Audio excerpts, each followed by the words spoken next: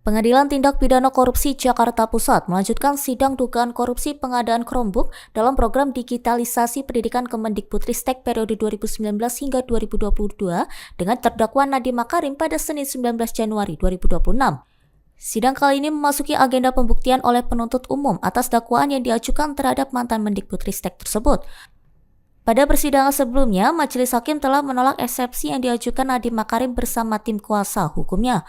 Majelis Hakim menilai dalil eksepsi terkait unsur memperkaya diri sendiri tidak dapat dinilai pada tahap awal karena menyangkut pembuktian material di persidangan.